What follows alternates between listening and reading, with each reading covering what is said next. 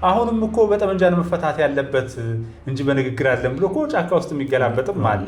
ይሄ ባለበት ሁኔታ መሰባሰቡን ያንዱ ትልቁ ድል ነው ብዬ የማስበው። ብዙ አየ ነው፣ ብዙ ተጓዝን። ማን ከለከላቸው እንዳይሳተፉ ብለ ይሄንን አሁን ማንም እያስታወሳቸው አይደለም።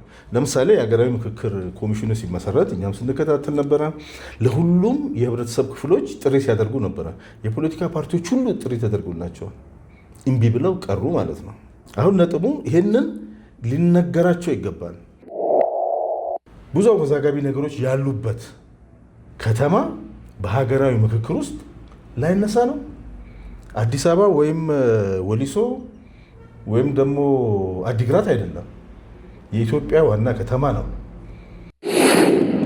አሜሪካ እኮ ትባለው አገር በወታደር በሴኩሪቲ ተከቦ ነው የሚኖረው የአሜሪካ ህዝብ ማለት ይቻላል።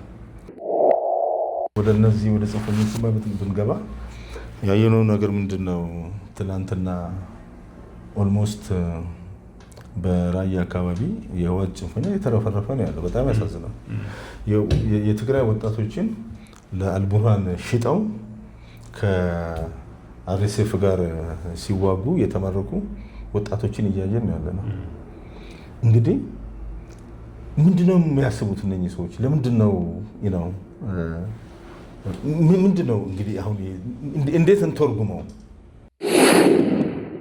ለአመታት ሲወርዱ ሲወራረዱ የመጡ ቅሬታዎችና ያለመግባባቶችን በመነጋገር ለመፍታት ነው። ዛሬ የምንሰማቸው ዜናዎች አሉ። ዛሬ ረቡዕ ነው። ዛሬ ማክሰኞ ነው። ነገ ነው የምንሰማቸው። ዛሬ ስንት ነው ቀን? ዛሬ ማክሰኞ ነው። እርግጠኛ ነህ? አዎ ማክሰኞ ነው። ነገ ነው የምንሰማው። ጅናውጣ ሶሪ።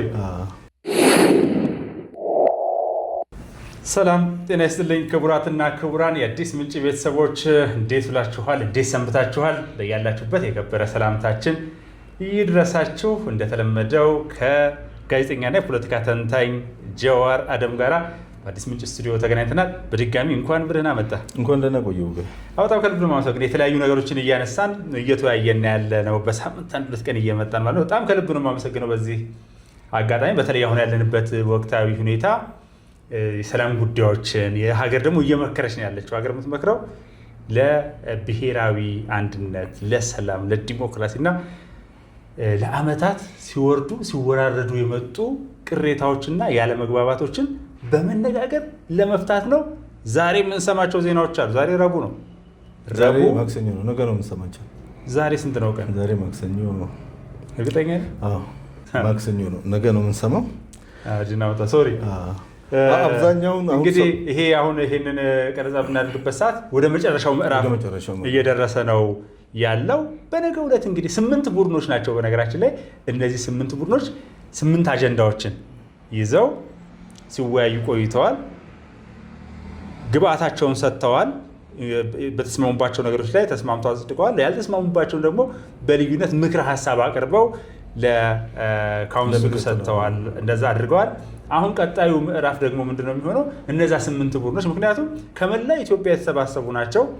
የተሰባሰቡት በአንድ አጀንዳ ላይ የሆነ ቡድን ብቻ ተመካክሮ እንዲወጣ ሳይሆን በሀገራዊ ጉዳዮች ላይ በመሆኑ አንደኛው ቡድን 7ቱ ከመከሩት ጉዳይ ጋር ያኛውም እንደዚህ ያደረገ በሁሉም አጀንዳዎች ላይ ደግሞ የመመካከር ነገር ይኖራልና ስለሱ እንደው ትንሽ ምልከታ አነስኪ። እኔ ታስታውሱ እንደሆነ መጀመሪያ የሀገራዊ ምክክሩ መክፈቻ ስነስርዓት ላይ ጠቅላይ ሚኒስትሩ ያስተላለፉት መልእክት አለ። ነገሩን እንዴት አዩት? ከዛ በኋላ አንዳንድ የፍርድ ቤት ጉዳዮች ችሎት ላይ ያሉ ፍርዱ ሳይጠናቀቅ ወደ ሚዲያ መውጣት የለባቸውም የሚል እንትን አለ፣ ሀሳብ አለ። ይህንን የሀገራዊ ምክክሩን በጣም አከበርኩት። በጣም ኢትዮጵያውያኖች በአሁኑ ጊዜ ሊያከብሩት የሚገባ ነገር ቢኖር በጣም ትልቁ በኢትዮጵያ የብዙ መቶ የሺህ ዓመትም ታሪክ ውስጥ ተደርጎ የማያውቅ 4,000 ሰዎችን ከሁሉም የኢትዮጵያ ኮርነር አሰባስበው አንድ ላይ ያመጣ ለ4 ዓመት ሲካሄድ የነበረ ትልቅ ኢቨንት ነው። ትልቅ ባጀት የወጣበት በጣም ትልልቅ ሰዎች የተሳተፉበት በጉጉት የሚጠበቅ ነገር ስለሆነ እንዲሳካ እዛ ውስጥ እየተሳተፉ ያሉትም እዛ ውስጥ እየተሳተፉ የሌሉትም እንዲሳካ ከነሱ የሚጠበቀውን ነገር ሁሉ ማድረግ አለባቸው ብዬ አሰብኩኝ። አሁን አንዳንድ ሰዎች የሆነ ቁንጽል ሀሳቦችን ከዛ ውስጥ እየወሰዱ ሚዲያ ላይ ሲያጋንኑት በጣም ያሳዝነኛል። ምክንያቱም የሚፈጥረው ተጽዕኖ ይኖራል እዛ ውስጥ ሀገራዊ ምክክር አባል ሆነው ሲማከሩ ቆይተው ነው ሲጀመር እዛ ጋር እኮ እንደ ሀገር የማንስማማባቸው ነጥቦች ስላሉ ነው እዛ ጋር ሰው እየተማከረ ያለው።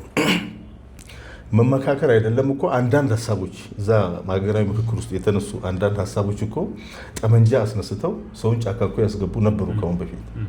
ስለዚህ ትልቅ ያለመስማማት አለ ማለት ነው። ያለመስማማትን ወደ መስማማት ለማምጣት ነው ምክክሩ እየተደረገ ያለው። ይህንን አጋን ነው ይህንን ከፍተኛ የሆነ ሀገራዊ እውነት ለማጣጣል ብዙ ስራዎች ሲሰሩ ነበረ። ስለዚህ የዛ አካል ላለመሆን አንተም ብዙም ስታወራ አልሰማሁም። እኔ እናንተም ስንወያይ የሀገራዊ ምክክር ኮሚሽኑ ውስጥ ማነው ሀገራዊ ምክክሩ ጉባኤ ላይ ያሉ ሰዎችን እዚያ እናገናለን። አዲስ ምንጭ አምጥተን ግን እዛ ውስጥ ያሉ ጉዳዮች ላይ መግባት መርሆዎች አሉት። መቼስ እንግዲህ ምክክር ነው ገና ሂደቱ ደግሞ አገር እየደከመች ባለችበት ሁኔታ በአቋራጭ እዚህ ጋር አምጥተህ እዚህ ጋር የተፈጠረውን ነገር አዲስ መሆናችንን ያሳያል። የመጀመሪያ ነው አዲስ መሆናችንን የሚያሳይ ነው። እዛ ጋር እያደረግ ከንግግር ከምክክር መርሆች አፈንግጠው ወጥተህ መግለጫ መስጠት ባላለቀ ሁኔታ በጣም አስገራሚ። አሁንም ቅድም ጀዌ እንዳነሳው አሁንም እኮ በጠመንጃ ነው መፈታት ያለበት እንጂ በንግግር አለን ብሎ እኮ ጫካ ውስጥ የሚገላበጥም አለ። ይህ ባለበት ሁኔታ መሰባሰቡን አንዱ ትልቁ ድል ነው ብዬ የማስበው። ብዙ አየ ነው፣ ብዙ ተጓዝን። ደግሞ በአጭር ጊዜ ነው። 4 ዓመት እኮ አጭር ጊዜ ነው። አሁን ሳየው መጀመሪያውንም መስሎ ነበሩ ብዙዎቻችን። የደቡብ አፍሪካውን ተመለከትኩኝ በአጋጣሚ ከአንድ ከሁለት ቀን በፊት ለአዲስ ምንጭ ሚዲያ አድማጭ ተመልካቾቻችን ቤተሰቦቻችን ለማጋራት ሞክረን ነበር እና የሳውዝ አፍሪካው እንደሚታወቀው ከ1960 እስከ 94 የነበረውን የዘር መድሎ አፓርታይድን አስመልክቶ የደረሱ ጉዳቶች ስለነበሩ ያንን የሚሰራ ነው እና በ2 ዓመት ውስጥ ይጠናቀቃል ተብሎ ነው እቅድ ተይዞ የነበረው። ነገር ግን 7 ዓመት ነው የፈጀው። 2003 ላይ ነው በፈረንጆቹ አቆጣጠር ያለቀው እና ረዥም ጊዜ ነው። ብቻም ሳይሆን እዛ ላይ ያሉት አንዳንድ ዳታዎች ምናልባት ይጠቅሙናል በድጋሚ አሁንም ለውይይት ባቀርባቸው 22,000 አካባቢ ፐብሊክ ሂሪንግ ላይ መቅረብ አለባቸው የሚሉ አፕሊኬሽኖች ወይም ደግሞ ማመልከቻዎች ቀርበዋል። ጉዳት ደርሶብናል የሚሉ 22,000 ከ22,000 ግን የቀረበው 2,000 ብቻ ነው። 2,000ዎቹ ናቸው የተሰሙት። ይህም ብቻ አይደለም ከ7,000 ምናምን በላይ ሰዎች እንደዚሁ ይሄ አምነስቲ ለአምነስቲ አፕላይ አድርገው ነበረ። በጣም ጥቂት 849 ብቻ ናቸው ያገኙ ከ7,000 ምናምን ሳውዝ አፍሪካ። ሌላው ሬፊውጅ ተደርጓል። ብዙ ነገሮችን ስትመለከት ያውም ተመልከት ከ1960 እስከ 94 ስንት ነው? 34 ዓመት ነው። አጭር ጊዜ የ34 ዓመት ነው። እኛ ሀገር እኮ የምናነሳው በጣም ከባድ ነው። ከ83 ወዲህ ስላለው አይደለም እያወራን ያለ ነው። ከ66 ወዲህ ስላለው አይደለም፣ ስለ ቀይ ሽብር አይደለም እያወራን ያለ ነው። አንዳንዶቹ ጉዳዮች ወደ ኋላ ተመልሰው የዛሬ 130 ዓመት ስለሆነው ስለ ዳግማዊ አጤ ምኒልክ የሚባለው ከዛ ፊት ስለነበረው ስለ ኢማም አህመድ ከዛ ስለ አክሱማውያን ምን ለማለት ፈልጌ ነው፣ የሚነሱን ነገሮች በጣም ይገርማል፣ ሰፊ ናቸው።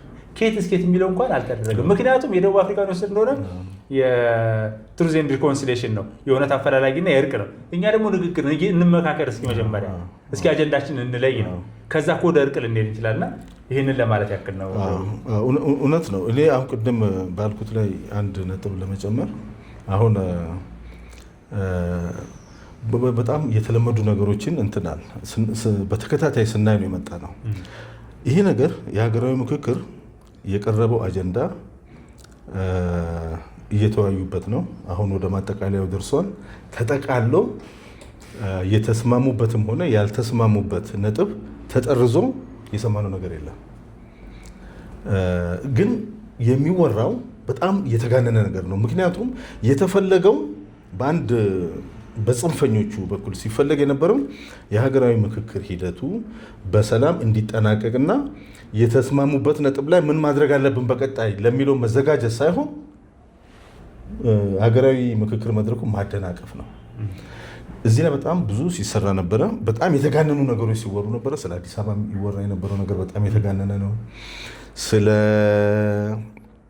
ቋንቋ ይወራ የነበረው ነገር በጣም የተጋነነ ነው። ምንድን ነው የሚፈልጉት እነኚህ ሰዎች? ስለ ተሳታፊዎች አሁን አንዳንዶቹ ምንድን ነው የሚያወሩት? ኢቭን ተሳታፊዎቹ እነ እከሌ አልተሳተፉም የሚል ብዙ ጥያቄ ሲነሳ ነበረ። ማን ከለከላቸው እንዳይሳተፉ ብለህ ይሄንን አሁን ማንም እያስታወሳቸው አይደለም። ለምሳሌ የሀገራዊ ምክክር ኮሚሽኑ ሲመሰረት እኛም ስንከታተል ነበረ። ለሁሉም የህብረተሰብ ክፍሎች ጥሪ ሲያደርጉ ነበረ። የፖለቲካ ፓርቲዎች ሁሉ ጥሪ ተደርጎላቸዋል። እምቢ ብለው ቀሩ ማለት ነው። አሁን ነጥቡ ይሄንን ሊነገራቸው ይገባል። እያንዳንዱ ኢትዮጵያ ውስጥ ያለ የፖለቲካ ፓርቲ የተቃዋሚ ፖለቲካ ፓርቲዎች የሀገራዊ ምክክሩ አካል እንዲሆኑ ጥሪ ተደረገላቸው። ጥሪ ብቻ አይደለም ሆኖን ለመናገር እንግዲህ እኛ መመስከር መቻል አለብን። የሚዲያ ባለሙያ ስለሆን አብረን ስለነበርን ስለቆየን እንደኛ የፖለቲካ ፓርቲዎች የጋራ ምክር ቤት ውስጥ የነበሩት አጠቃላይ አሁን ኦፌኮም ሌሎቹም አፈንግጠን ወጣን ያሉት ልኡካን ሁሉ ነበራቸው መጀመሪያ። በኋላ ምን እንደሚፈልጉ ሁሉ አታውቅም። ረግጠው ነበሩ፣ ውይይቶቹ ነበሩ። ታጣቂዎች በጣም በሚያሳዝን ሁኔታ በውይይት ላይ የነበረ አንድ ፓርቲ እኛ ተጠርተን አናውቀውም ምናምን የሚል እኔ ደግሞ ቪዲዮ ነበረኝ በአጋጣሚ ምክንያቱም ተሳትፎ ምናምን ብለው አልነበርንም በማናውቀው ሁኔታ ምናምን። ይሄ ነው ታጣቂዎች ጥሪ ተደረገላቸው። የኦነግ ሸኔ የሚባሉት አረመኔያዊ የሆነ ተግባር እየፈጸሙ እየታወቀ ፋኖ የሚባለው ወይም ደግሞ እነኚህ ወያኔዎቹ በፍጹም ከኢትዮጵያ ሕገ መንግስት ውጪ ኢቭን ከኢትዮጵያዊነት ተግባር ውጪ ሲያደርጉ እየታወቀ ማለት ከሱዳን መንግስት ጋር ሲያብሩ፣ ከኤርትራ መንግስት ጋር ሲያብሩ፣ ከግብፅ ሰዎች ጋር ሲያብሩ እየታወቀ ነገር ግን የሀገራዊ ምክክር መድረጉ ያሉበት ቦታ ድረስ እየሄደ ጥሪ ሲያደርግላቸው ነበረ። እምቢ ያለው ያ ብቻ አይደለም፣ ወያኔዎችን ጨምሮ ማለት ነው። ዲያስፖራ ሄደው የሀገራዊ ምክክር በአብዛኛው የዓለም ሀገራት በአሜሪካ፣ በሰሜን አሜሪካ፣ በካናዳ፣ በአውሮፓ፣ አውስትራሊያ፣ ሌሎች ሀገሮች ሄደው ለዲያስፖራ ህብረተሰብ ኑና ተሳተፉ ብለው ጥሪ ሲያደርጉላቸው ነበረ። የተወሰኑ የተሳተፉ ነበሩ። ግን የጽንፈኛው አካል እምቢ አሉ፣ አንሳተፍም አሉ። እንግዲህ ሀገራዊ ምክክር መድረኩ ላይ አንሳተፍም ያሉት እነሱ ናቸው እንጂ የምክክር ኮሚሽኑ የጀመረውን ስራ ነው ቀጥሎ እዚህ ያደረሰው። ሄዶ መጨረሻ ላይ ልክ እነሱን ሁሉ እንዳገለለ አድርገው ሲያወሩ እናንተ እኮ ጥሪ ተደርጎላችሁ ተለምናችሁ እምቢ ብላችኋል ያላቸው ሰው የለም። ይህን ደግሞ እኛ ልንነግራቸው ይገባልና ብዙም አይነገሩ ብዙም አይባሉ ነገሮች አሉ። አንዱ እንኳን ያነሳው ከዚህ የአዲስ አበባን ጉዳይ በተመለከተ ምን አዲስ ነገር መጣ? አሁን ለውይይት ነው እኮ የቀረበው። ለውይይት መቅረቡ ትልቅ ነገር ነው። እኔ ለመጀመሪያ ጊዜ ላይቀርብ ነው እንዲ አሁን ይኸውልህ ሀገራዊ ምክክር ስታደርግ አዲስ አበባ የኢትዮጵያ ዋና ከተማ ነች። ብዙ አወዛጋቢ የሆኑ ጥያቄዎች በአዲስ አበባ ዙሪያ ለዘመናት ሲነሱ ነበር አይደል? በኢትዮጵያ ሕገ መንግስት አሁን አዲስ አበባ የኦሮሚያ ልዩ ጥቅም አላት አዲስ አበባ ላይ የሚል ነገር አለ። ብዙ አወዛጋቢ ነገሮች ያሉበት ከተማ በሀገራዊ ምክክር ውስጥ ላይነሳ ነው። አዲስ አበባ ወይም ወሊሶ ወይም ደግሞ አዲግራት አይደለም፣ የኢትዮጵያ ዋና ከተማ ነው። ስለዚህ በሀገራዊ ምክክር ውስጥ አጀንዳ ሆኖ መነሳቱ የሚጠበቅ ነው። ተነሳ ተጠቃሎ አዲስ አበባን በሚመለከት ይሄ ተወሰነ ብሎ መጨረሻ ላይ የቀረበልን ዶክመንት የለም። በግምት ብዙ ነገር ልንል እንችላለን። ከውስጥ ሰዎች አሾልከው በሚናገሩት ብዙ ነገር ሊባል ይቻላል። ብዙ ነገር ተብሏል። ተሰብሳቢዎቹ 4000 ናቸው። ከ4000 ሰዎች ውስጥ በጣም አፍራሽ በሆነ ሁኔታ አንድ ታየን እንደ አይጠፋም 5 ሰው መጣ ሰው ይወጣስራል ስለ እንደዚህ አሾልከው 5 ሰው እንበል 6 ሰው እንደው ሊበጠብጥ ይችላል። እዛ ጋር የማይሆን ነገር በጣም ከባድ በሆነ መልኩ ግን እንደ ሀሳብ እንቀበለዋለን። የተለየ ነገር እንኳን ቢያደርግ ግድ የለም ጠመንጃ ይዞ ተኩሽ ሰው እየገደልኩ ነው መበይ ነው ከሚል ቢል ጥሩ ነበር። መጀመሪያስ ምን ማለት ነው? ምንድን ነው እሱ የሆነው ነገር? ህገ መንግስቱ ምንድን ነው የሚለው? አዲስ አበባ በተመለከተ ክልል ነች አዲስ አበባ መነገራችን ላይ መስተዳድር ነች። አዲስ አበባ በህገ መንግስቱ ሲመሰረት ክልል ነበር። ክልል 14 ነበረ። ቀጥሎ ደግሞ አሁን ከተማ አስተዳደር ሆኗል። በህገ መንግስቱ የተሰጠው አለ እንግዲህ 49 የሚባለው ብዙ ያን ያህል የሚቆርቁር አይነት ነገር አይደለም። ዲፋይን ማድረግ ያስፈልጋል። በህግ ይወሰናል አለ የሚለው ምንድን ይሄ በህግ ይወሰናል የሚለው ነው። እንግዲህ ቅድም ነው ወደ ስቱዲዮ ከመግባታችን በፊት አንዳንዶቹ ነገሮች ስናነሳ ነበረ። የዋና ከተማ ትሆናለች የፌዴራሉ ይላል። ፌዴራሉ መቀመጫ ናት የሚለው ከፊት ግን ዋና ከተማ የሚል አይመስለኝም። ዋና ከተማ ማለት ነው የፌዴራሉ መቀመጫ ማለት ነው። አንደኛ የፌዴራሉ መቀመጫ ነች፣ ሁለተኛ ራሷን በራሷን የምታስተዳድረው ነፃ ሆና ይላል። ለህዝብ ተወካዮች ምክር ቤት እንደዚሁ ተወካዮች ቀር 23 አካባቢ 23 መቀመጫ ያላት ይመስለኛል። ተጠሪነቷ ደግሞ ለፌዴራል መንግስት ነው ይላል። እነዚህ ነገሮች የሚያሳዩት እንግዲህ ሲሜትሪክ ፌዴራሊዝም የሚባለው ሁሉም እኩል ስልጣን አላቸው የሚለው ነው።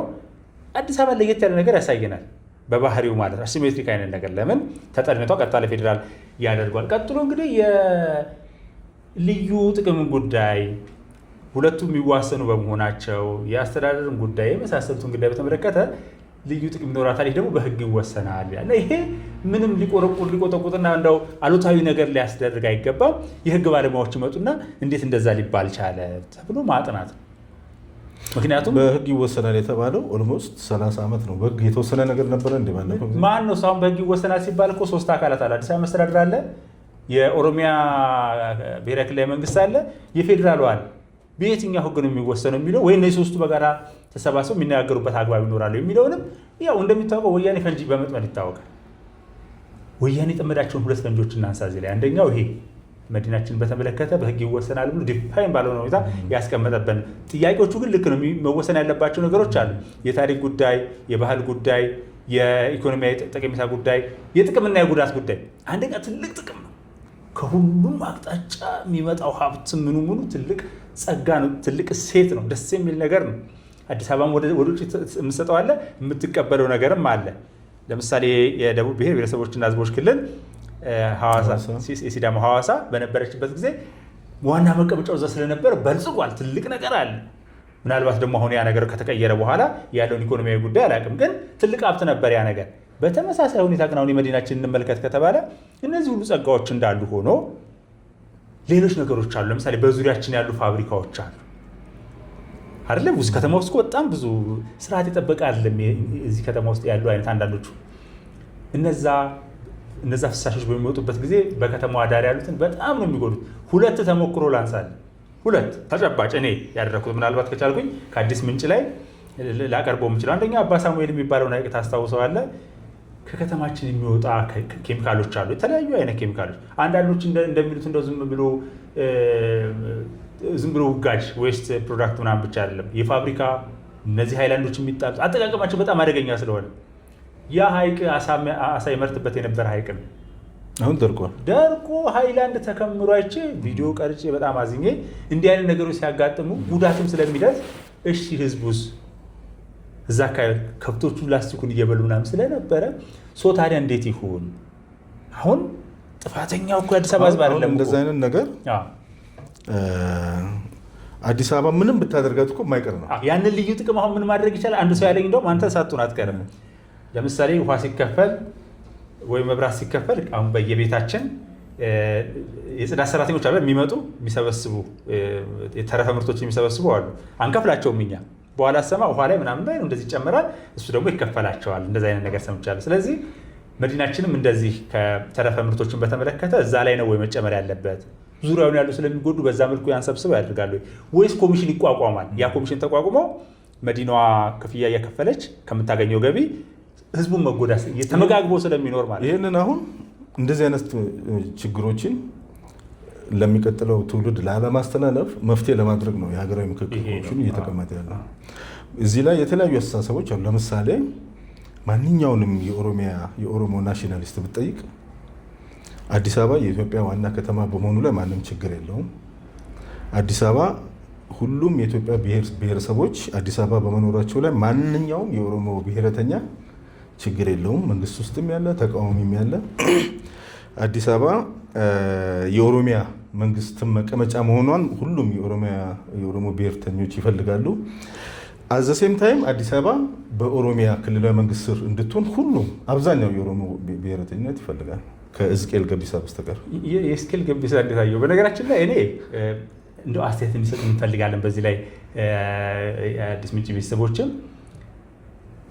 አንዳንድ ከተሞች አሉ። አሁን ኢትዮጵያ ያደገች 130 ሚሊዮን ህዝብ እኮ ነው። ከዓለማችን እኮ 10 ትልቅ ህዝቦች አንዱና 3 ከተማ ቢደረግስ የመንግስታዊ መቀመጫው አንዱን ደሴ ላይ ብታደርገው አንዱን ዋሶ ባዳርገው ወይ ደግሞ አፋር ላይ ምናምን ተደርጎ እንደው ይሄ እዚህ ጋር ያለውን ግሪዲዎች እኮ አሁን እኮ የሆነ ምስግብግብነት ነገር ሁላ ይታያል። ለምሳሌ የሲዳማ ዋና ሐዋሳን የወሰድ እንደሆነ የደቡብ ብሔር ብሔረሰቦችና ህዝቦች ክልል ዋና መቀመጫ ነበረች።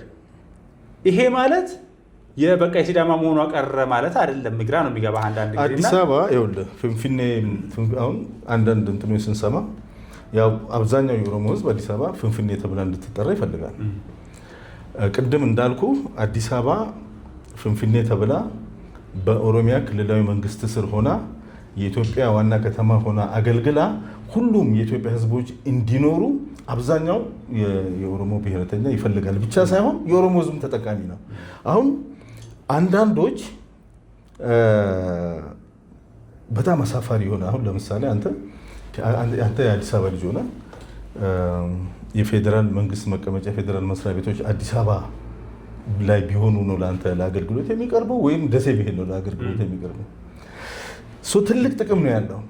ሁለተኛ እኔ ከአንዳንድ የኦሮሞን ብሔርተኛ ከሆኑ በጣም ጥሩ ብሔርተኞች የምሰማው ምንድን ነው ቅድም ያልኩ እንደ ተጨማሪ ሆነው ሁሉም የኢትዮጵያ ህዝብ እንዲኖርባት በንጹህ ልብ የኦሮሞ ህዝብ በሀገራዊ ምክክሩ መድረክ ሆነ በሁሉም መድረክ ይሄንን ጥሩ ገጸ በረከት ለኢትዮጵያ በመስጠት ከሌሎች ኢትዮጵያኖች ጋር በቀጣይነት በሰላም አብሮ ለመኖር የሚያስችለውን ፈር ቀደደ ማለት ነው። ጠረጴዛ ላይ ቁጭ በማድረግ የትኛውን በረራ ይበለኝ እኮ ችግር የለም። በረራ ነች በቃ ይቺ ሌላ አይመለከትም። የአፄ ዳዊት ከተማ ሌላው ይበል ግድል ያምጣው አይደለም፣ እንደዛ አይደለም። ያን ደግሞ የታሪክ ባለሙያዎች ከታሪክ ቀጥሎ ደግሞ በሆነ ታሪክ አጋጣሚ ላይ ደግሞ የሆነ ነገር ሆነ ማለት በቃ ሲልድ ነው ማለት የቅኝ ግዛቱ ዘመን ይሄ ግብጾቹ ምንድን ነው የሚሉት?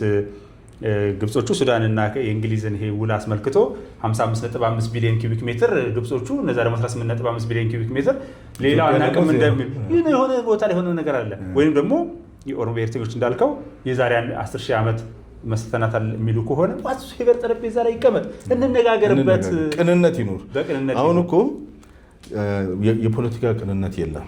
መተማመን ራሱ እኮ አጠፉት ማለት በተለይ ጽንፈኛው አንዳንድ ነገሮች እኮ አሁን እኔ ውብሸት እስኪ አንተ አስበው። አሁን ለምሳሌ ህወሓትን እናንሳ ወይም ደግሞ የፋኖ የአማራ ጽንፈኞችን እናንሳ እና እነኚህ አሁን ጽምዶ ያሉትን ከኢትዮጵያ መንግስት ጋር ቁጭ ብሎ መወያየት ነው የሚቀለው ወይስ ከግብፅ መንግስት ጋር መወያየት ነው የሚቀለው? ወይም ከሱዳን አልቡራን እየፈረሰ ካለ መንግስት ጋር መወያየት ነው የሚቀለው? እና ቅንነት የለም ማለት ነው። ጥላቻ አለ፣ መረን የለቀቀ ምንም በቃ መጨረሻው ያልታወቀ ጥላቻ አለ። ለዘመናት የመጣው የኢትዮጵያ ፖለቲካ ምንድን ነው? ወይ ማሸነፍ ነው ወይ መሸነፍ ነው። በቃ ማጥፋትና አጥፍቶ መጥፋት ነው። ግን ተነጋግረን በሰጥቶ መቀበል ወደፊት እንዴት አብረን እንሂድ የሚለውን ቅንነት እነኛ ሰዎች አካባቢ እያየን አይደለም።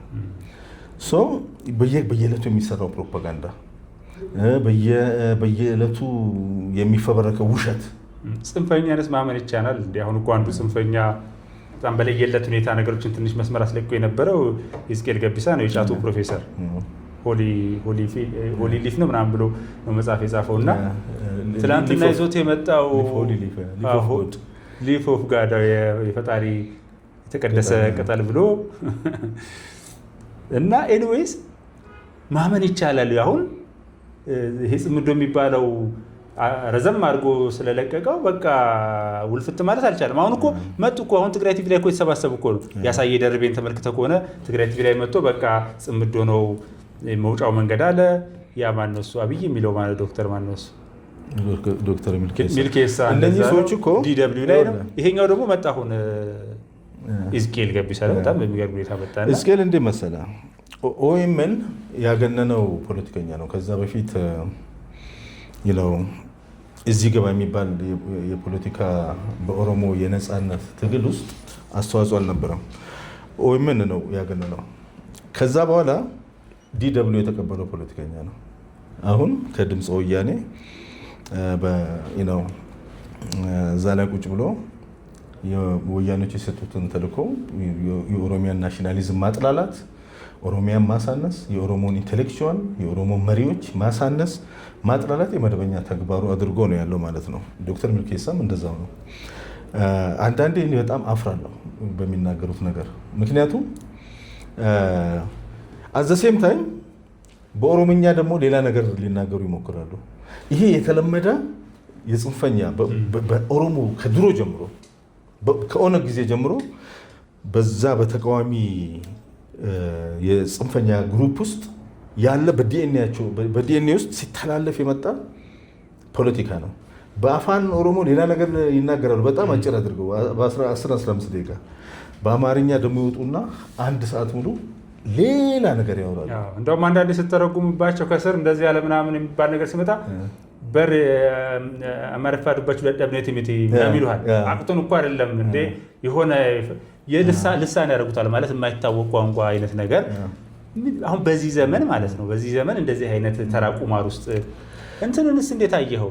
በሄሊኮፕተር ቢያመልጥ ይሻላል እኮ ያለ አብይንና በሄሊኮፕተር ከዚህ ተነስቶ ዱባይ ቢሄድ ይሻላል የሚልም ይሄው ዝቄል የሚባል ሰው ብሎ እጅግ አስደናቂ ትናንትና አቅርቤው ነበር። ኤኒዌይ so the rational thing to do, take a helicopter and go to Abu Dhabi. So the best thing for him to do, he has a possibility right now, the best thing for him to do is to do what Mengistu Haile Mariam did during his last days. The rational thing to do is to hop on a helicopter and go to Abu Dhabi. He has all the money that he needs. በዚህ ደረጃኛ ወርደን መቼም የቱ ጋር እንዳሉ የሚያሳይ ነገር ነው። ይሄ ነገር የሚያሳየው የሰላም ጉዳይን ከዚህ ጋር አያይዤ ማምጣት ፈልጋለሁ። መቼስ የተለያዩ ነገሮች ወቅታዊ ጉዳዮችን ነው እያነሳን ያለ ነው እና የሄሊኮፕተሩ እኮ በጣም የሚያስቅ እኮ ነው። አሁን ሄሊኮፕተሩ ብቻ ሳይሆን አሁን ጠቅላይ ሚኒስትሩን እንደው ማለት እንግዲህ እኔ እናንተ እዚህ መሀል አዲስ አበባ ውስጥ ነው ያለ ነው። ሰው እንኳን ይታዘበናል፣ እዚህ የሚያዳምጠን ሰው እንኳን ይታዘበናል አይደል? እኔ ብዙም አላዳምጣቸውም። አንዳንዴ እንደው የተቆራረጠ ነገር ነው ማየው እንጂ ምክንያቱም ነጭ ውሸት ነው የሚያወሩት። በጣም አንተ ያለህበት ቦታ ተከቧል፣ በድሮን ተመታ ይልሃል። እንግዲህ አንተ እኮ ይሄ እኛ ያለንበት ስቱዲዮ ማታ ላይቭ ወጥተው ቀን እንደዚህ ስላወሩ በድሮን ተመቱ ብሎ እኮ ሊዘግቡ ይችላሉ። ውሸታችሁን ነው ደግሞ ማንም አይላቸውም።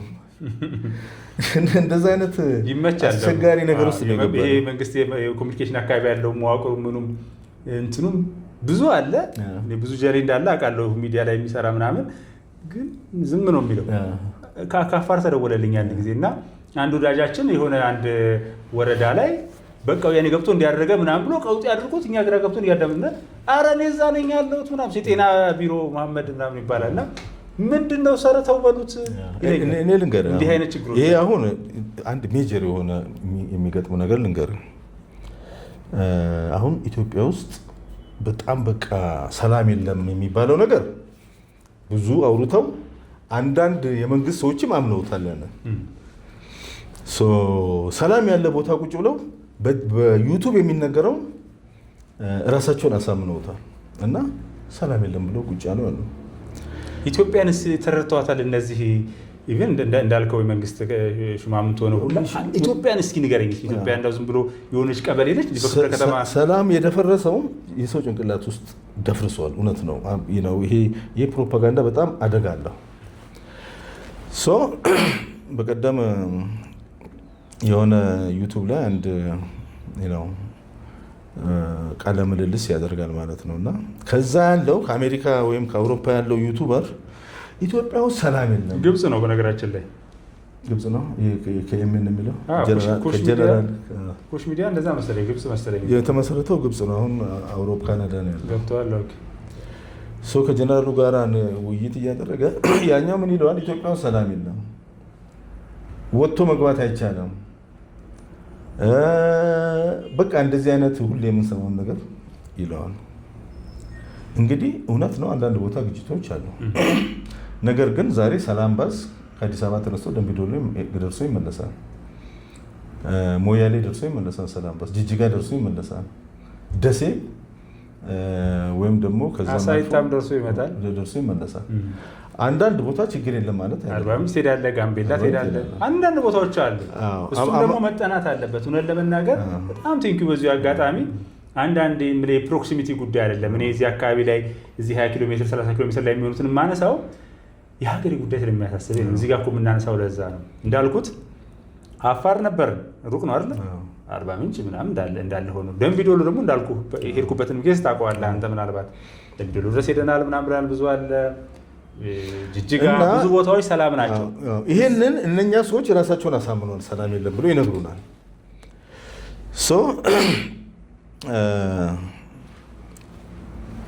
እና እነኛ ሰዎች እኮ ማስረጃ የላቸውም ከፕሮፓጋንዳ ውጭ። እዚህ ራሱ አዲስ አበባ ቁጭ ብለው እንደዚህ አይነት ጥያቄ የሚጠይቁ አሉ። ለምሳሌ ኢትዮጵያ ውስጥ የዶሜስቲክ ፍላይት ከጊዜ ወደ ጊዜ እየጨመረ ነው። አይተን እንደሆነ በርካታ ዶሜስቲክ የሆኑ አውሮፕላኖች ኤርፖርቶች ተሰርተው አብዛኛው አቅሙ የቻለ ሰው ለስራ ከአንድ ቦታ ወደ ሌላ ቦታ ሲንቀሳቀስ 12 ሰዓት እና ከዛ በላይ የሚሄደው መንገድ አጭር በፕሌን ሄዶ ጉዳዩን ፈጽሞ ይመለሳል። እንደዚህ አይነት ነገሮች አሉ። ይሄ መሆኑ ግን መሬት ላይ ሰላም ስለሌለ ነው ብሎ አጋን ነው የሚያወሩ ሰዎች ወይም ደግሞ አጀንዳ አድርገው የሚያወሩ ሰዎች ተገቢው መልስ አይሰጡም። አንዳንድ የመንግስት ሰዎች እውነት ነው ሰላም የለም ግን እኛ አይደለንም ያደረግነው ብለው በሌላው ላይ ለማላከክ እንትን ይላሉ። ነገር ግን እውነታዊ አይደለም። ሰላም አለ። አልፎ አልፎ ችግሮች አሉ። ኦብቪየስሊ ሽፍታ ድሮም አለ። ግድያዎች አልፎ አልፎ ሊኖሩ ይችላሉ። ግድያዎችን ደግሞ ኢትዮጵያ ውስጥ ያለውን ግድያ ብናይ ኦልሞስት ኢቭን ከአሜሪካ ጋር እንኳን ጎን ለጎን አድርገን የሰላሙን እስቲ አሜሪካ ይሄ ፖሊስ መዋቅሩን ንገረኝ እስኪ። እዛ ስለኖርክ ብዙ አመት ኖረሃልና እኔ የኤፍቢአይን የክራይም ሪፖርቲንግ ስታቲስቲክስ ለማቅረብ ሞክራለሁ የተወሰኑትን። እንደው የምታየው ነገር አንደኛ በሲቪል ዝም ብሎ የሚሰራው አለ፣ እነዚህ የሚንቀሳቀሱታል ምን ይመስላል እስኪ? ከአሁን በፊትም ካሜራው አውርተናል። አሁን አሜሪካ ምን አለ መሰለህ የሰላምና የጸጥታ አስከባሪ አሜሪካ እኮ ትባለው አገር በወታደር በሴኩሪቲ ተከቦ ነው የሚኖረው የአሜሪካ ሕዝብ ማለት ይቻላል። ምክንያቱም ከሲቲ ይጀምራል። የሲቲ ፖሊስ አለ። የሲቲ ፖሊስ ቀላል አይደለም ያላቸው ፓወር ሲቲዎች አሉ። ሲቲ በዚህ ሀገር ስንመነዝረው ምናልባትም እንደ ካውንቲ በታች ነው። ከካውንቲ ወረዳ እንደማለት ነው። እዚያውም የወረዳ ፖሊስ የለም። የኮሚኒቲ ፖሊስ እንበለው ይሄ የኮሚኒቲ ፖሊሲንግ የሚባል አለ። ወረዳ በለው የወረዳ ፖሊስ አለ ራሱን የቻለ። ሌላ ፖሊስ ደግሞ አለ የክፍለ ከተማ። አሁን አዲስ አበባ ውስጥ እኮ የወረዳ ፖሊስ የለም። የአዲስ አበባ ፖሊስ ነው መዋቅሩ ሁሉ ቦታ ያለው። እዛ ግን እያንዳንዱ ሲቲ ፖሊስ አለው። ካውንቲ የሚባል አለ፣ ክፍለ ከተማ ፖሊስ አለው። ስቴት አለ፣ ክልል የሚባል ፖሊስ አለው። የፌዴራል ፖሊስ አለ፣ ኤፍቢአይ አለ፣ ካሜራ አለ። ይሄ ሁሉ ተደርጎ አሜሪካ ውስጥ ቢያንስ በወንጀለኞች በቀን ከ30 ሰው በላይ ዳታውን እያየሁኝ በጣም እንደው ጠቆም ለማድረግ ያክል ብዬ ነው። እንደው እሱን ተነትነው ሆኖ አይደለም እንግዲህ ከዚህ ከቫዮለንት ጋር ተያዘ በየ25.9 ሰከንዱ ወንጀሎች ይፈጸማል። 25 ሰከንድ ማለት ይህን ፕሮግራም እስክንጨርስ የሚፈጸመው ነገር ተመልከተው። እስከ 46 ሰው ህይወቱን ያጣል በየቀኑ በሀገረ አሜሪካ ይላል። ከዛ ውስጥ 35ቱ በተኩስ ነው የሚገደሉት፣ በተኩስ የታጀበ ነው ይላል። አንዳንዶቹ ዳታዎች በጣም ያስደነግጣሉ። ከዚህ ከቫዮለንት ጋር በየ31 ደቂቃው ነው አንድ ሰው ህይወቱን የሚያጣው። እና እንግዲህ ኢትዮጵያ ውስጥ እነኚህ ጽንፈኛ ታጣቂዎች ባይኖሩ ከአሜሪካ በላይ እኮ ኢትዮጵያ ሰላም ነው ማለት ነው። ይህ ጽንፈኛው ደግሞ አሁንም እኮ ችግሩ ምን እንደሆነ ታውቃለህ? ለምሳሌ አሁን ሌሊቱን ዛሬ ደሆል ደቡብ ኢትዮጵያ በሰላም ነው ውሎ ያደረው። ኦሮሚያ ሙሉ በሙሉ በሰላም ነው ውሎ ያደረው። ትግራይ ሰላም ነው ውሎ ያደረው። አፋር ሁሉ፣ አዲስ አበባ ሌሊቱ ሙሉ በሰላም ነው ያደረችው። ስለዚህ ትግራይ እንኳን ህዋትን የሚባል ጉጅል ያለ አፈሳ ላይ ነው ያለው። ከታጣቂዎች ውጭ ታጣቂዎች ካሉበት ታጣቂ ህዝቡ ላይ መከራ እያደረሰ ነው፣ ሰቆቃ እያደረሰ ነው የምታደርገው። እና ችግራችሁ ምን መሰለኝ እነዚህ ሰዎች ችግር ሰላምን አይሰሙትም።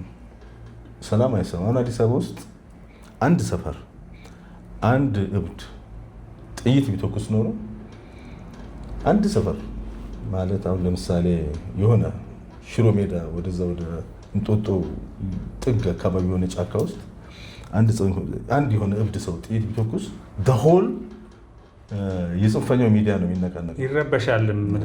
ግን በጣም መልካሙ ነገር ጥሩ ነገር ጽንፈኛ ባህሪው ስለሆነ ሊጮህ ይችላል።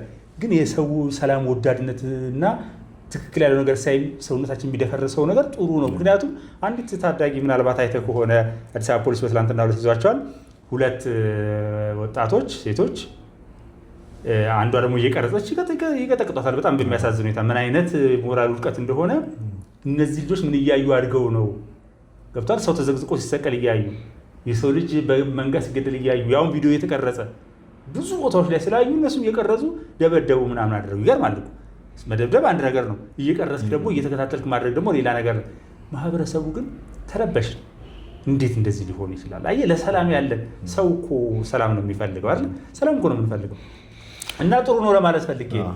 ችግሩ ይሄ ጽንፈኛ ጠመንጃ ይዞ በግድ ነፃ አወጣለሁ ይልህና ቀጥሎ ደግሞ ይዘርፋል፣ ቀጥሎ ደግሞ ብዙ ነው ይገልሃል፣ ቀጥሎ ደግሞ ምን ያደርጋል? ይሄ ነው እየሆነ ያለው። ወደ እነዚህ ወደ ጽንፈኞቹ ብንገባ ያየነው ነገር ምንድን ነው? ትናንትና ኦልሞስት በራያ አካባቢ የህወሓት ጽንፈኛ የተረፈረፈ ነው ያለው። በጣም ያሳዝናል። የትግራይ ወጣቶችን ለአልቡርሃን ሽጠው ከአርኤስኤፍ ጋር ሲዋጉ የተማረኩ ወጣቶችን እያየን ያለ ነው። እንግዲህ ምንድነው የሚያስቡት እነኚህ ሰዎች? ለምንድነው ምንድነው እንግዲህ አሁን እንዴት እንተርጉመው? ኢትዮጵያውያን የትግራይ ወጣቶች ለሱዳን መንግስት ተሽጠው የሂውማን ትራፊኪንግ ነው። በነገራችን ላይ ሲሰጧቸው $50 ሂሳብ ነው። አንድ ሰው $50 ሂሳብ 1000 ሰው ይሰጣሉ፣ ይሰጣቸዋል። ከዛ ከስንት ጊዜ በኋላ ደግሞ እንደገና በዛ $50 ሂሳብ የሚያስገርም እንትን ነው። እንደዚህ አይነት ነገሮችንም በጎን እያየን ነው። እና ወደ ሀገራዊ ምክክሩ ልመለስና እኔ የነገውን ፋይናል በትዕግስት መጠበቁ ይሻላል። አያዋጣም። አሁን እየለፈለፉ ያሉት መጨረሻ እያፈሩ ነው እየመጡ ያሉት። በጣም አሳፋሪ ነገር ውስጥ እየተዘፈቁ ነው። አሁን የሀገራዊ ምክክር የኮሚሽኑ ሰብሳቢ ፕሮፌሰር መስፍን ለፋሚሊ ጉዳይ፣ ለቤተሰብ ጉዳይ የቤተሰብ ጉዳይ የቤተሰብ ነው አሜሪካ ነገር ሄደ። ይህንን አስመልክተው ኦልሞስት የፈጠራ ደረስ ይላል ይመጣሉ እኮ ምንም ኃላፊነቱን እኮ ወስደው እያደረጉ ነው ያሉት። ይሄ እኮ ከምርጫ ማግስት ያለን ማጣራት። ለምሳሌ ከ97 ምርጫ በኋላ የዛን የተፈጠረውን ነገር ለማጣራት ይሞክሩ የነበሩ ሰብሳቢ ሄደው እንደነበር ይታወቃል። ይሄ እኮ ስለ ሰላም እንምከር ነው እየተባለ ያለው እኮ ስለተጨፈጨፈ ሰው ጉዳት ስላጋጠመው ሰው አጣርቶ ይሄን አላንተ ገላል ምናምን የሚል ነገር እንምከር ነው። የሚያስጠፋ ነገርም አይደለም። እና ግን የቤተሰብ ጉዳይ ነው ለመናገር እኔ የምልህ ይሄንን አይነት ነውረኝነት የተሞላውን መግለጫ ሲሰጡ በሚቀጥለው ቀን ደግሞ የበለጠ ሰው ያዳምጣቸዋል። ሰዎች ምን አስታውስከኝ መሰለህ? ታስታውስ እንደሆነ የዛሬ 6 ዓመት ገደማ ኬሎ ሚዲያ የሚባል ነበረ ዋሽንግተን ዲሲ። ኬሎ ሚዲያ አሁንም አለች። አሁንም አልፎ አልፎ ብቅ ትላለች። ኬሎ ሚዲያ ጠቅላይ ሚኒስትሩ ሚስጥር እጃችን ገብቷል በድብቅ ያወራው ብለው 1 ወር ሙሉ ልናጋልጥ ነው ተዘጋጁ ብለው ማስታወቂያ ሰሩ። ምንድን ነው የሚስጥር ብለን ስንጠብቅ ነበረ። መጨረሻ ላይ እለቱ ደረሰና የጠቅላይ ሚኒስትሩ ሚስጥር የተባለው ንግግር በጣም በጥሩ ባለሙያ የተሰራ የተቀነባበረና የተቀጣጠለ አስታውስ እንደሆነ የ45 ደቂቃ ነው ምናምን ንግግር በቪዲዮ ተላለፈ። ከዛ እኛ እናውቃለን ያን ጊዜ ነገር ውሸት እንደሆነ። ጽንፈኛው ጮኸ። በቃ ሚስጥር ጠቅላይ ሚኒስትሩ እንደዚህ የሌለ ነገር እኮ ነው። ባለሙያዎች ከዛ በኋላ ሲያጣሩት 2 ቀን 3 ቀን ብሎ አላደረም። ባለሙያዎች ሲያጣሩት ምን ሆኖ ተገኘ? ኬት የተቆራረጠ እንደሆነ ዲቴክት ይደረጋል። ቀላል አሁን ደግሞ ቴክኖሎጂ እሱ ተጋለጠ። ጽንፈኛው እዛ ዲያስፖራ ምን እንዳደረገ ታውቃለህ? በደንብ ስላልዋሻችሁ ነው ከዚህ በላይ መዋሸት አለባችሁ ብለው ገንዘብ አዋጥተው ለሚዲያው ሰጡ። በርታልን ብሎ በደንብ ዋሽልን ብለው ማለት ነው።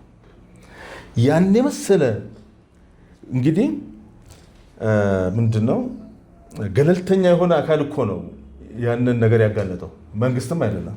አበበ ገላው ነው። አበበ ገላው መጥቶ በነበረ ጊዜ ተመሳሳይ ነገር ነበር እኮ። ጠቅላይ ሚኒስትሩ እንደዚህ የሚወጣ ሚስጥር አለ ምናምን እጄ ላይ ያለ ያኔ ከኤርሚያስ ለገሰ ጋር ኢሳት በነበሩበት ጊዜ ነው።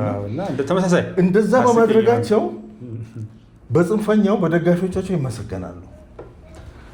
መመስገን ብቻ ሳይሆን ገንዘብ አዋጥተው ምናምን ይሰጧቸዋል። በርቱ በደንብ ዋሹ ብለው ማለት ነው። እና ምንድነው በተደጋጋሚ ስናይ መጣ ነው እኔ እናንተ እውነትን ትክክለኛውን ነገር በተቻለ መጠን ደግሞ ሚዛናዊ ሆነን የፈለገ ብናወራ ከኛ ይልቅ በተለይ በዚህ በዲያስፖራው ጽንፈኛ አካባቢ ድጋፍ ያለው ግልጽ የሆነ ቀንድ ያወጣ ፀሐይ ላይ የወጣ ውሸት መዋሸት ከቻልክ በዛው መጠን ነው ማለት ነው ሰው አንተን የሚያዩና የሚያዳምጠው የሚያመሰግነው። እንደዚህ አይነት ነገሮችን ነው መተው አለብን የሚለው የሚሰራው የሀገራዊ ምክክር መድረክ በጣም ትልቅ ነገር ነው በእውነት። ይሄ ፌክ ኒውስ አዲክትድ ይባላል። ዋሻይ ነው በቃ ምንም በል ምን በቃ ችግር የለም መልካሙን ነገር ከምነግረኝ የሚል ነው። መልካሙ ነገር አሁን የአዲስ ምንጭ ቤተሰቦች ለምሳሌ ዝም ብሎ ግር ብሎ የመጣ አይደለም። እዚህ ጋር የምትመለከተው ሙሳ ወደ 100,000 አካባቢ ልንገባ ነው። ሰብስክራይብ ያደረጉን ሰዎች፣ የሚከታተሉን ሰዎች፣ ቋሚ አባላት አሉን፣ ሜምበሮች አሉን የሚያግዙ አዲስ ምንጭ በቋሚነት በእውነት ከልቤ ነው የማመሰግነው። ላይክ እያደረጉ ሼር እያደረጉ የሚያበረታቱን አሉና እነዚህ እውነት ፈልገው የመጡ ናቸው። ብዙ ነው እኮ የሚታዩ አዲስ ምንጭ በነገራችን ላይ ከትልቆቹ ሚዲያዎች በላይ የሚታያል እኮ እውነት ለመናገር። ለምን ሲሪየስ የሆነ በግርግር የመጣ አይደለም፣ አረፋ አይደለም፣ አሻራ ነው እና ከዚህ አኳያ አድናቆቴንም አክብሮቴንም ከልቤ ስር መግለጽ ማመስገን እፈልጋለሁ። ጋዜጠኛ ነው፣ ፖለቲካ ተንታኝ ጀዋር አደም ደግሞ የረዥም ጊዜ ልምድ እውነት ለመናገር በጣም የረዥም ጊዜ ልምድ ከሁሉም መምህርም እንደነበር አውቃለሁኝ። ጥራኝ ብሎ ብለህ ነበር የሆነ ወቅት ላይ ሚዲያ ደግሞ ትልቅ ሚዲያ ስትመራ ቆይታል። አሁንም ደግሞ ወደዛው ልትመለስ ዱብ ዱብ እያልክ እንዳለ አውቃለሁ። በርታልኝ ይላለሁ። እንደተለመደው በሳምንት አንድ ቀን እንግዲህ እየመጣን ሀሳባችን ለመጋራት እንሞክራለን። ክቡራትና ክቡራን ከመውጣታችሁ በፊት ታዲያ ላይክ ማድረግ በፍጹም እንዳይረሳ እላለሁኝ። ሀሳባችሁንም አጋሩን። የአዲስ ምንጭ የምን ጊዜ መልእክት ሰላም ለኢትዮጵያ፣ ሰላም ለኢትዮጵያውያን፣ ሰላም ለመላ የሰው ዘር በሙሉ ይሁን የሚል ነው። ሰላሙ